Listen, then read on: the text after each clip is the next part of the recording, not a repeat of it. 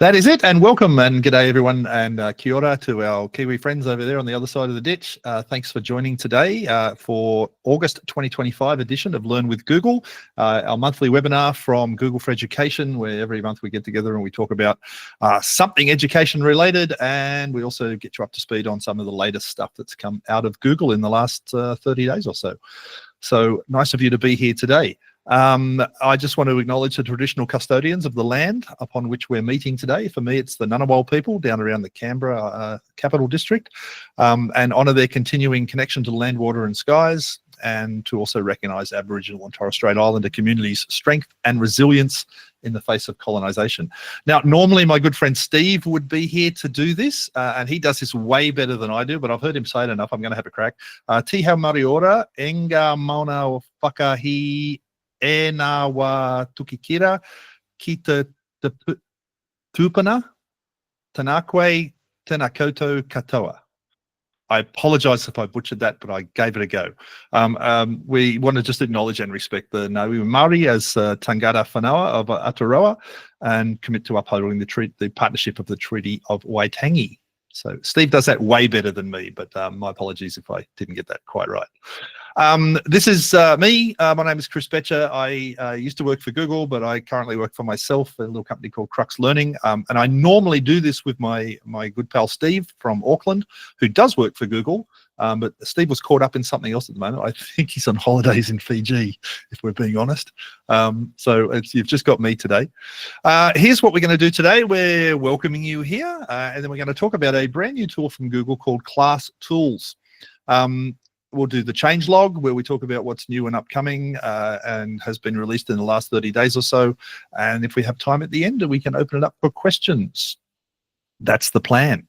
These webinars are recorded and they do end up on YouTube, on the Google for Education ANZ YouTube channel, which has grown from just a little seed of an idea to actually people are starting to look at the videos and starting to get starting to grow. So I would encourage you, if you haven't already, head over to there and like, comment, share and subscribe, as the kids say. You know, smash that like button.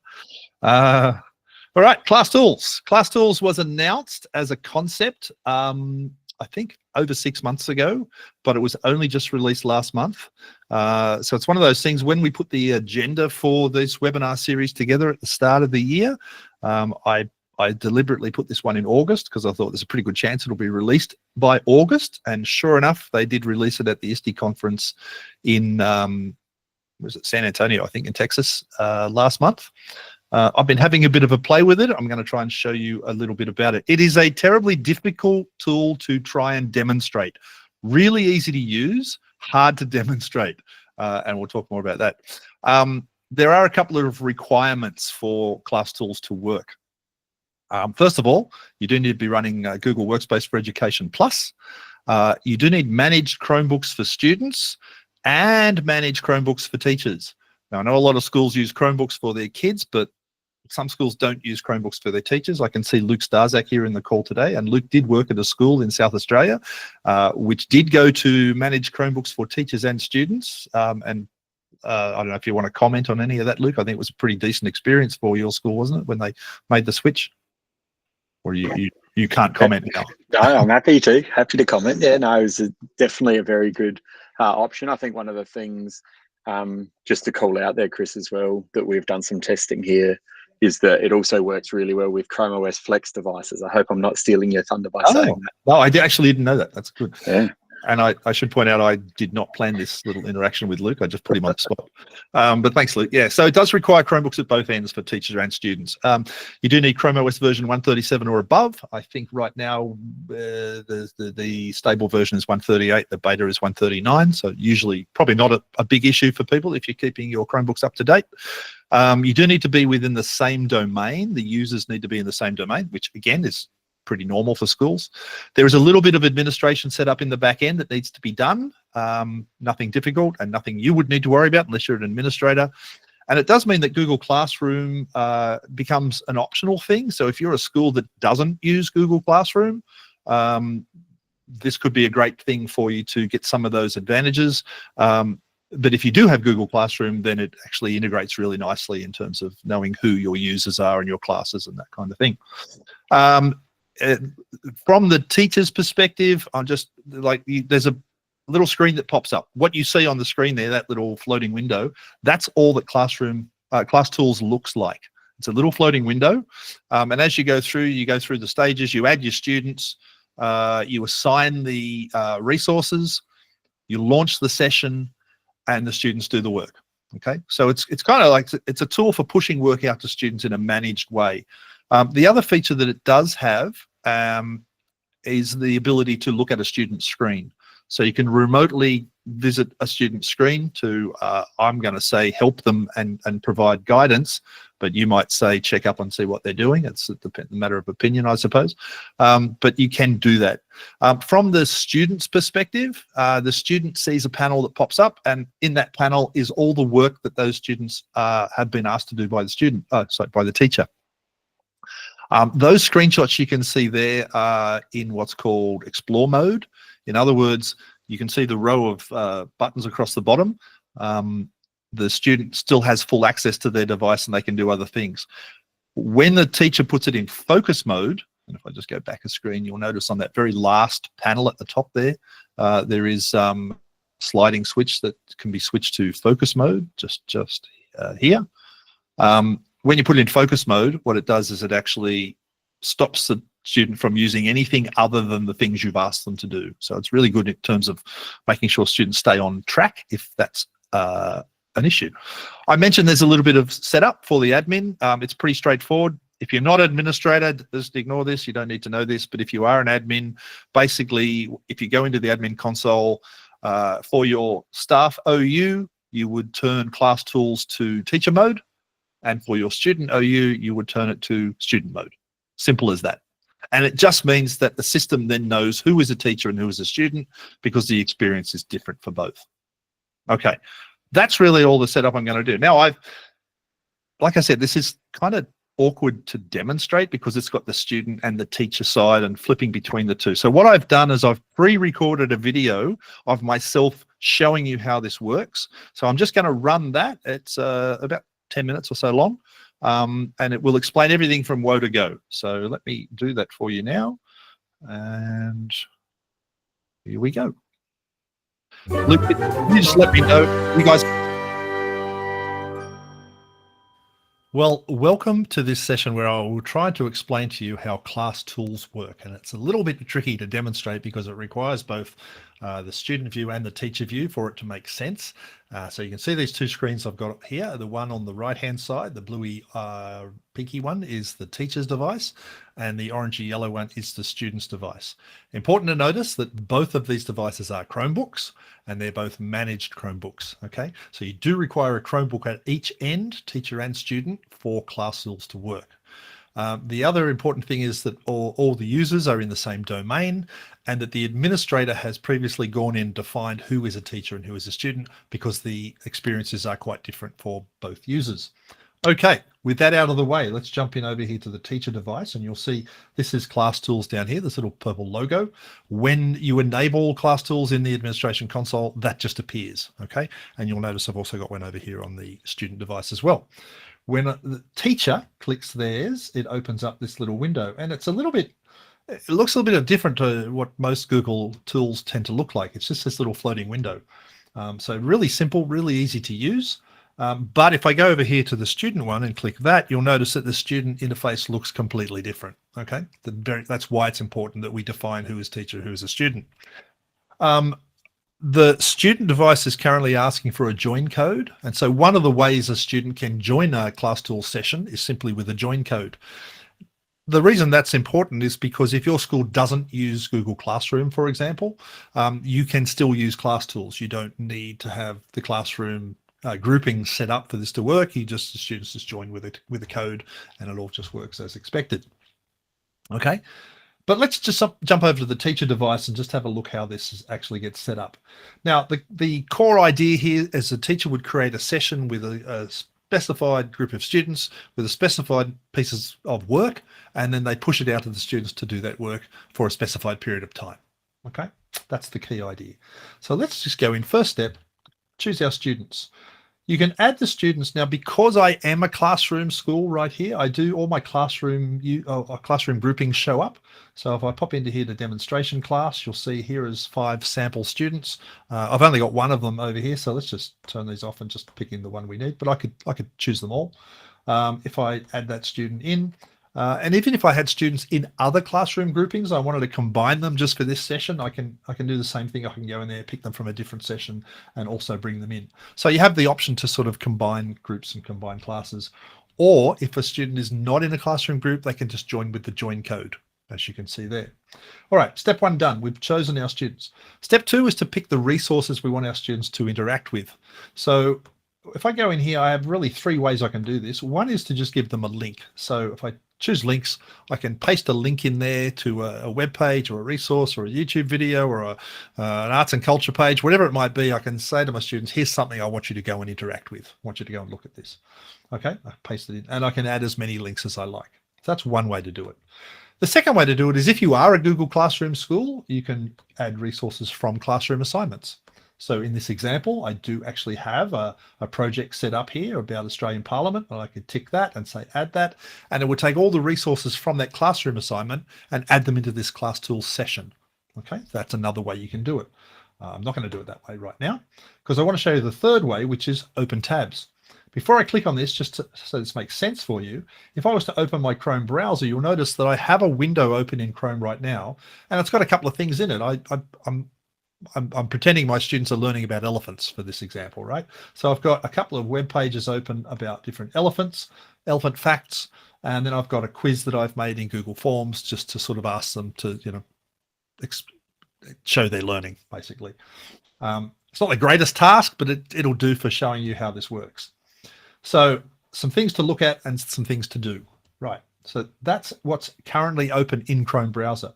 Now, if I come back over here and I choose that open tabs session, you'll notice that what it does is it looks across all my windows open in my Chrome browser and finds anything that exists in there. And it's found this Chrome window, which has these 4 tabs in here. Okay, so they're the 4 tabs I want. If I didn't want to use one of them, I could turn it off. That's fine. But I think for the point of this, let's just use them all.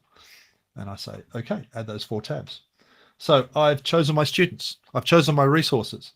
The next thing I can do is to choose whether I want to use captions or not, but I'm going to come back to captions in just a sec, okay? So let's just go to the final step here. The last thing is before I launch the session, I decide how long I want the session to go for. Let's just say 20 minutes, and whether I want my students to work in explore mode, where they're free to wander around their computer and open other things other than just the things I give them, or whether I want them in focus mode, where they can only work on the things that I give them. So that's my choice here. I'm going to start in explore mode just to show you how this works. And let's start the session. So that is now kicking off that session, and you can see that the student machine has now switched over to launch the 4 things that I wanted to give them. So those 4 tabs that were open on my machine are now launched on the student's machine, and obviously for every student in the class or every student in the session. If I did have students that were not part of that grouping and the student came in late or was not in the classroom session yet, there is the join code at the top there. And I can even sort of click this button here and make it appear big. So again, this teacher device is very often attached to a projection screen at the front of the class. So being able to put the code up there like that is kind of handy. Okay, so that's that. Now you can see over on the student device that that tab has opened up. The class tools window has opened up with the 4 tabs that I want my kids to look at. There's the quiz, there's the other elephant things here. So that's what my students can do now. They can look through that and they can work their way through the activity that I've given them. You'll notice that there's no close button up in the corner here. So there's nothing to click to close this window. So it's actually a little bit hard to just close the window accidentally. So that's a good thing. To close it, you do need to come down here, right click on the icon and actually close it that way. So that's very deliberate so that students don't accidentally close windows by mistake. But there you go. So that's what that looks like. Now, we all know students get distracted. We all know that although you've asked them to work on these 4 tabs, they get distracted. They check their email, they go and look at Facebook, they look at you, whatever, right? So what we can do is instead we can go over to the teacher's machine and move ourselves into focus mode. When we move to focus mode, what will happen on the student's machine is any second now, you'll see that window will go full screen, like so, and it locks out everything else. So it's a little bit like a NAPLAN test in that it locks all the other stuff out. And now the only thing that students can interact with is whatever I've given them as a resource. Okay, so that's the only things they can work on. There is a little button here, just if you click that button there, it brings the tabs along the top of the screen in or out. So if you're missing the tabs, that's where you'll find them. And you can also move this panel to either side of the screen if you prefer it on the left or the right. That's really the student experience, is they just get to work on the stuff that you've asked them to work on. If you trust them a little bit more to sort of not do the wrong thing, then you can go to explore mode and hand their machine back to them. And you can see now all those things have come up at the bottom of the screen, and students can take this window and move it out of the way and do other things. Okay, but focus mode is really useful when you want your kids to just focus on the things that you want them to do. Okay, and there you go, back to focus mode. The other thing you can do is to lock the screen. So by clicking on lock, you can see, bring up this message on the screen here that will tell you that this session is paused temporarily, and you get to talk to your kids about whatever you need to talk to about. Now, let's say I am explaining some things to my students. Let's just take them out of lock mode for a second, put them back in focus mode. Let's say I am needing to explain some things to my kids. I want to give them some explicit instructions or explain to them how I want to approach the task. I have the option of putting some closed captions in place. So choosing this and showing the captions on my screen, I'll move that out of the way. Now, as I'm talking, I've got my captions coming up on the screen. And remember, my screen as the teacher is very often the screen on the big projection screen in the classroom.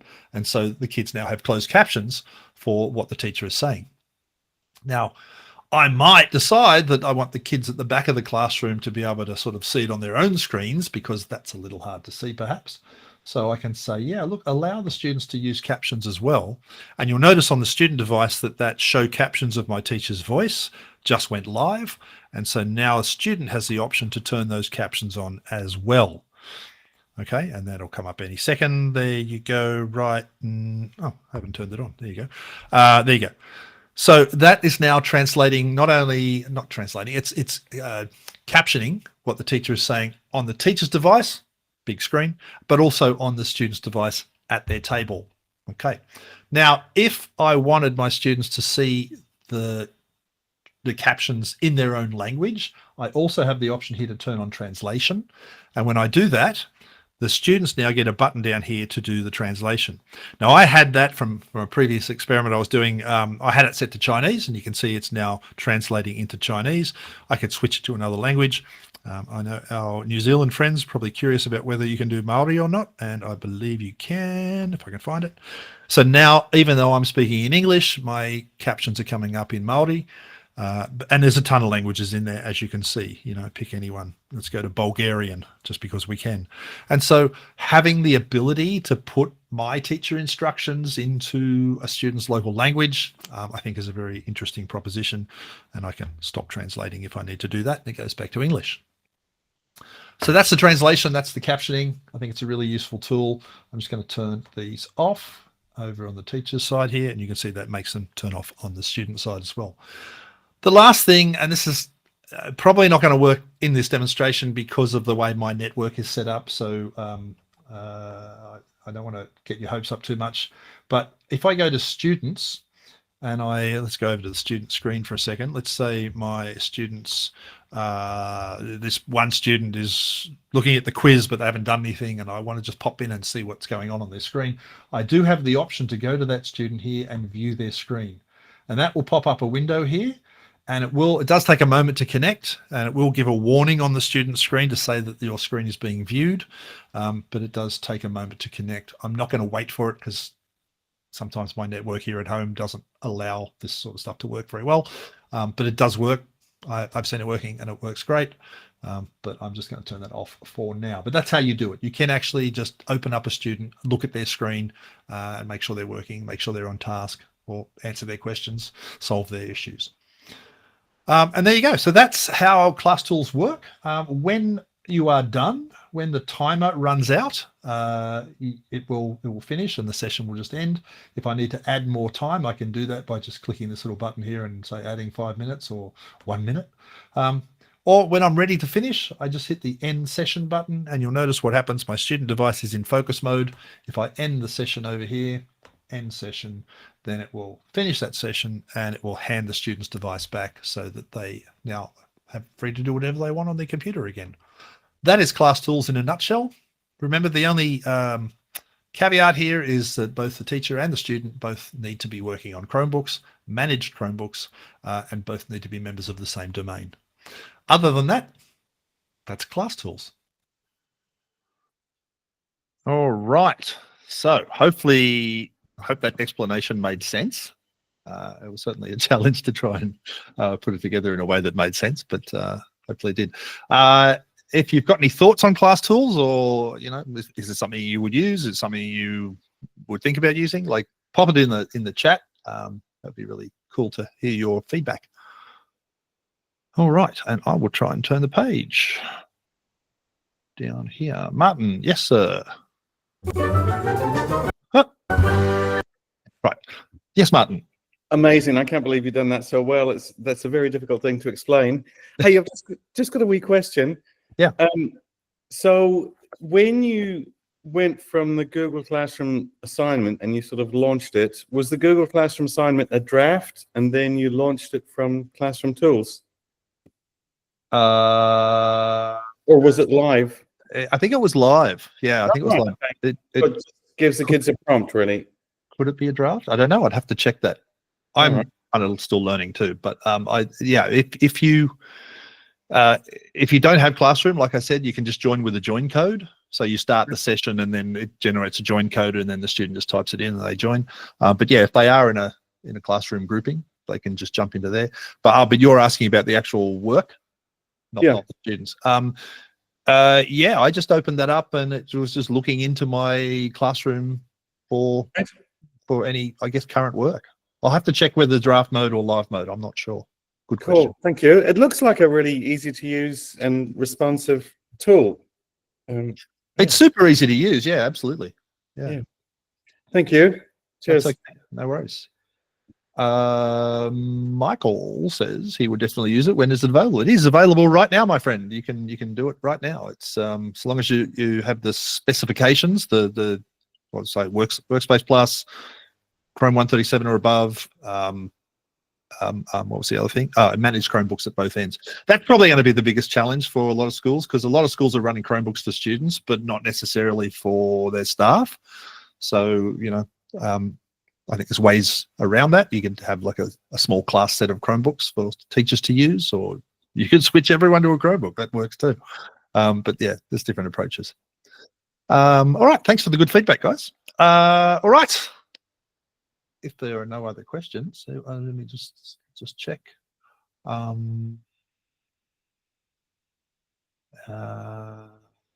Any place to introduce an influencer program for this initiative? Oh, I have no idea about that. You need to speak to Google proper to figure that out. I could not tell you. All right. But as I think Luke pointed out, it does work with Chrome OS Flex. So if you have some older Windows machines, you could flex those older Windows or Mac machines and turn them into Chromebooks, and then it would work with that as well. So that also works. So it could be an opportunity for you. All right, the changelog. The changelog is every month we go through and we try and pick out some of the things that are new and interesting. I've changed the way we're doing that this month, and you can tell me at the end whether you like it better than the other way or not. In previous times, what I normally do is I go through the Google changelog and I pull out all the stuff that's interesting, and I literally cut and paste a whole bunch of pages together. And last 2 months ago, Google changed the way they do their changelog. And I think it's much nicer. So I'm going to rely on what they do. Now, if you have never looked at this, can I really recommend you pop over to workspaceupdates.googleblog.com, because this is where you'll find all of the updates about what Google are doing. In fact, let me just open this for you and just show you what it looks like. So this is what this page looks like now. And as I scroll down the page here, so look, this is what was released on Monday and Tuesday, and another one on Tuesday. And if you go back the other way, this is the second one for Monday. Like, people say it's hard to keep up with all the stuff that Google releases, and it is, because it's constant. It's this never-ending set of changes. But this is where you'll find it listed on this thing called the Google Workspace Updates blog. I like the fact that you can come in here and you can filter it. So if I go to the Education tab, for example, and just filter to Google Workspace, it's going to give me all of the stuff that's relevant to Google Workspace. So every month I go through this and I try and pull out all the stuff that's interesting to you. There's a lot of stuff in here that I think for the average person, they don't care. You know, increased limits for Gemini 2.0 Pro, like that's good, but is it a deal breaker thing? I don't know. There's a lot of back end stuff that gets listed in here. So what I do is I try and go through and pull out only the stuff that I kind of feel is the most relevant for you. And that's what I've done today. So here is the 1, 2, 3, 4, 5, 6, 7, 8. Here are 8 things that Google have released in the last 30 days that I think as a teacher, this is worth knowing about. First of all, video overviews in the student studio panel in Notebook LM. So Notebook LM, as you might know, I'm just going to try and click on that and open this up. And so this will take me direct to that page. When you are using this what's new blog thing that Google do, you'll find a description of the changes. There's normally a little video or a picture or something of it. But the important stuff down the bottom here, it will tell you when it's rolling out and who it's available to. So if it's like a plus only feature or it requires a Gemini license, or if there's some caveat about who can use it, you'll find that listed down here under availability. And you'll also find the rollout pace of it, because when Google bring a new feature out, they'll often announce it, but it'll still take another couple of weeks before everybody gets it. So often if you see something that's announced and you don't have it, that's usually the reason why. So in Notebook LM, if you've used Notebook LM, you probably have used the great audio overviews feature. People call them podcasts. They're not really, but they're two virtual hosts talking about your content. As of now, you can now get video overviews as well. Oh, yes. Create like a slides presentation for you with the hosts, the AI hosts, talking through the content. It is really nice. It does a really good job. If you haven't tested it, I would recommend it.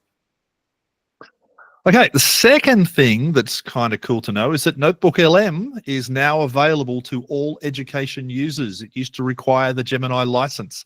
It no longer requires a Gemini license. Everyone can use Notebook LM, and it's definitely worth checking out if you have not. You'll find it at notebooklm.google.com. See, we're going for time at the end. I can pop in and demo some of these things if we have time. I just want to go through the list for the moment. Gemini Informs now gives you the option to suggest questions. So again, if I come over to this one and show you in here, when you create a form now, you'll find a little button down the bottom of the form. Now, this does require a Gemini license. So if you don't have a license, you won't get this feature. You'll see a little button down the bottom that says suggest questions. And so when you've written your form, and you go, what other questions should I add in here? There's a button there now to suggest some other questions for you. I've had a bit of a play with this. It's actually really effective. It comes up with some good suggestions. So yeah, that's included as well. That builds on top of, if you've got the Gemini license, the ability for Gemini to generate the form for you in the first place. And now this is just lets you add extra questions. So that's that one. There are some new study tools in the Gemini app to help you learn more effectively. And I will actually just try and jump out and show you this one. So let's go into Gemini. So I'll just share this tab. Like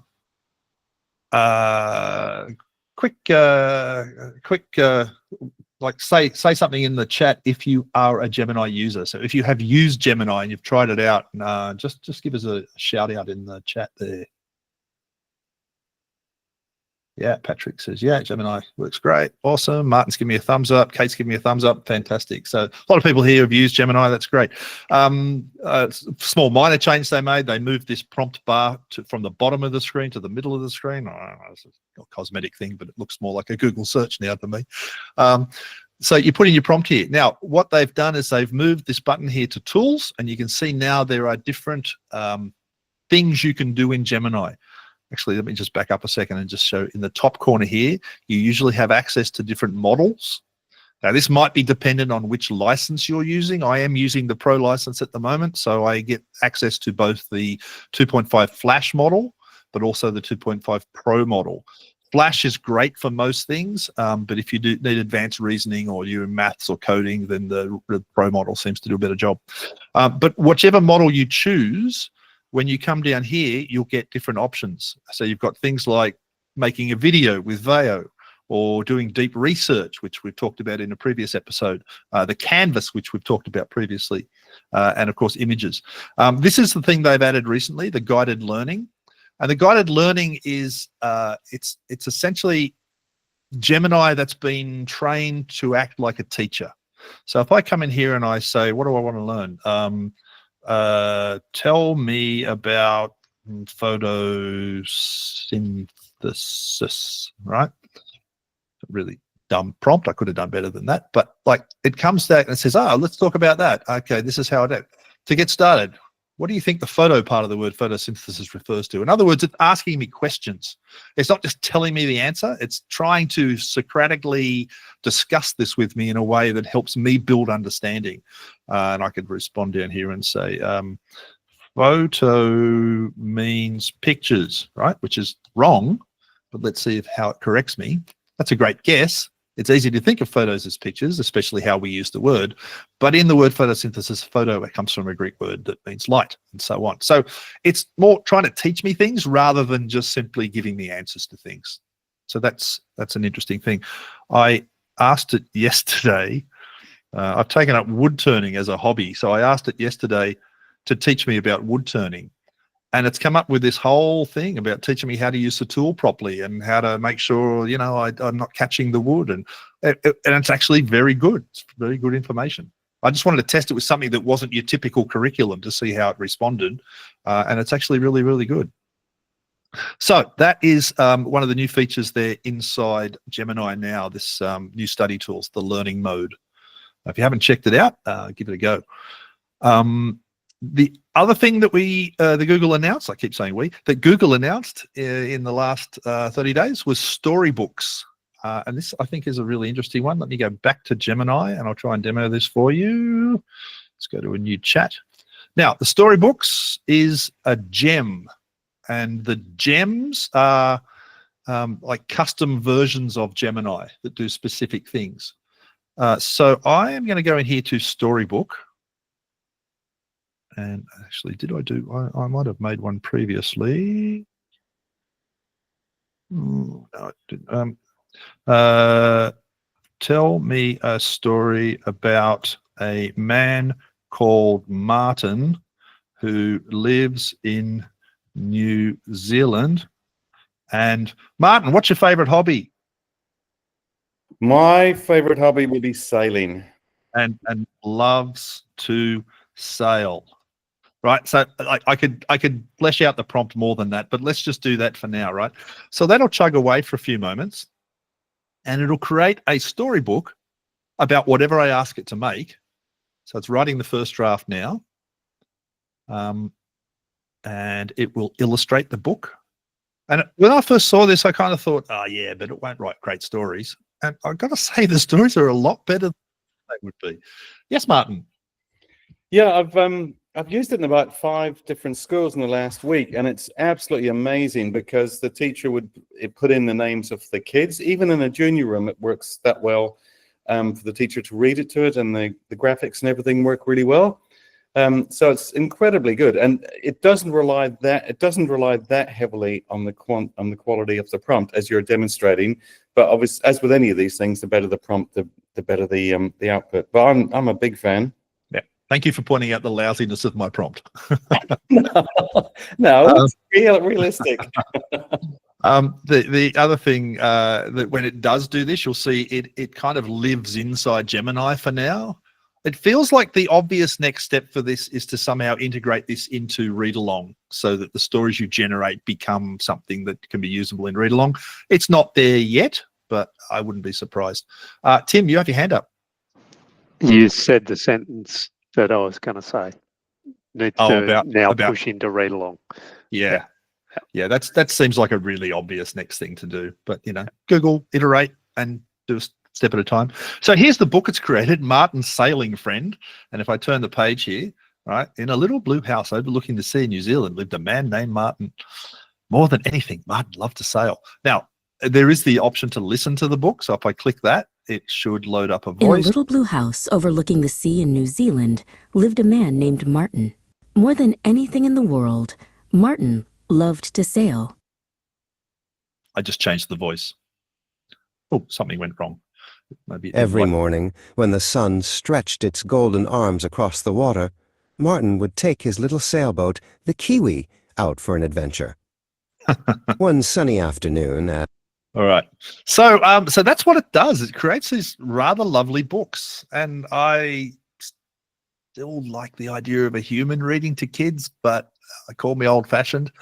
But the point is that if you can generate books about things that kids are generally interested in and have that available to them, I just think it has tons of possibilities.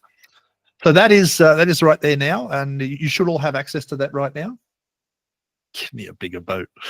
There you go. So any questions about that one?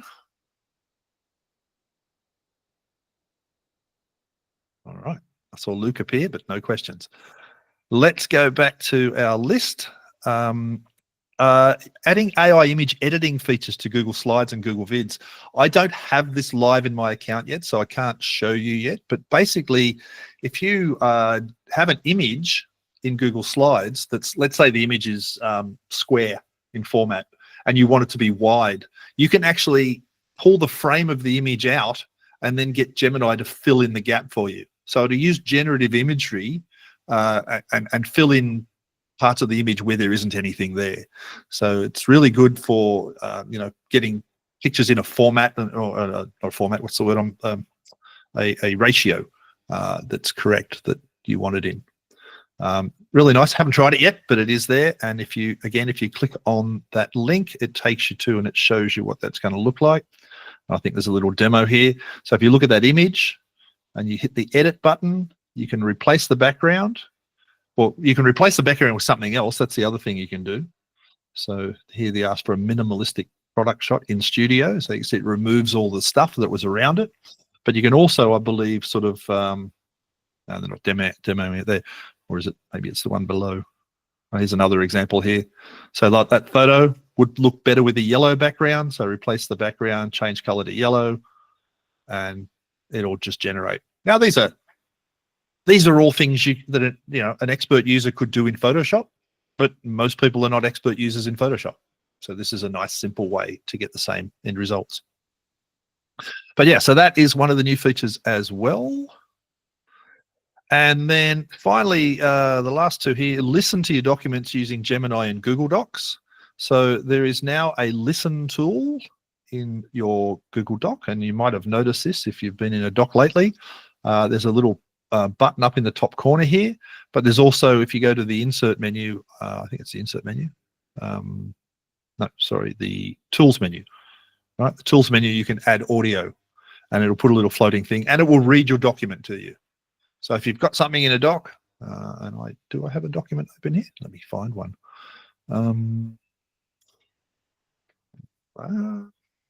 Actually, oh no, I won't do that because I'm trying to do too many things. So yeah, that's what it does. It reads your document to you. And then the last thing, and it's kind of a little one, but I have a design background, so this means a lot to me, is that when you are putting objects on a page in slides and you want to move the object, you can do it with the arrow keys. It used to jump quite a bit every time you hit the arrow key. Now it jumps by 1 pixel at a time. Okay. Now, those of you who are expert users at this probably knew that when you use the arrow key, it would jump the object. And if you wanted it to move in 1 pixel increments, you'd hold down the shift key and it would slow down to only 1 pixel at a time. They've basically reversed that, which now makes it work the same as Illustrator. So if you've got muscle memory of using these things in something like Illustrator, it works exactly the same now in slides. But not a new feature, just a reversal of the way it used to work. All right, is there any questions?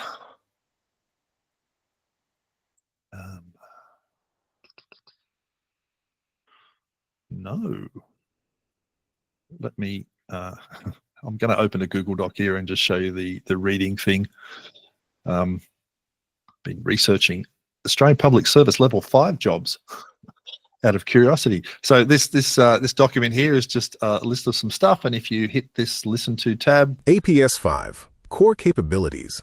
Thinking crystallizes key points from a mass of disparate information and makes sense of complex situations. Remains open to new challenges. Select a voice to read your document. APS 5. Core capabilities. Thinking. Stop. You can change to voices. I actually like this voice called Persuader because I think it sounds like Select a voice to read your document. Each voice has a unique tone and style. Select a voice to read your document. Each voice has... Select a voice to read your document. Each voice. So that's what it does. If you'd like, now I can see for kids who would like that something read to them, that would be super useful to be able to sort of just get that that live text to speech happening direct inside your doc. Yes, Tim. Need to be able to, instead of reading the whole tab, just read the highlighted section or whatever. That's got to be the next step. So that would be good. And there is a text to speech function in Chromebooks where you can obviously do that. You can just like select the bit you want and it will only read that. But look, every step in the right direction is a step in the right direction. Yep. And that is all the things. I'd encourage you guys, if you haven't spent any time poking around inside the Workspace Updates blog, is a really good place to look for the things that interest you. I just pulled out 8 things that I thought were interesting, but you might go in there and find other things that didn't resonate with me as much, and you can check them out. All righty, we are almost exactly on time. You will find all of the previous webinars. So this one is being recorded, and as soon as it gets processed, I'll pop it up onto YouTube along with all the others. If you have not visited our YouTube channel, the link is on the screen there, either the QR code or bit.ly/LWG_rewatch. You can go and visit that and see all the previous ones. If you would like a PD certificate for having given up some of your valuable time this afternoon, you can head over there to bit.ly/GFE certificate or scan the QR code and fill in that form, and the magic of the interwebs will automatically put together a certificate for you and email it to you. And if you have any feedback on today, you can use that. And we really, really, really, really encourage you to give some feedback because well, for a start, Google like to know how people are enjoying these things. So hopefully they'll ask me to keep making more of them. So yeah, feedback is important. And with that, I shall wrap it up. If anyone has any questions, I'm going to turn the recorder off, but feel free to stay in the call if you want to hang out and just chat for a bit or ask some questions. And thanks for joining. See you next month.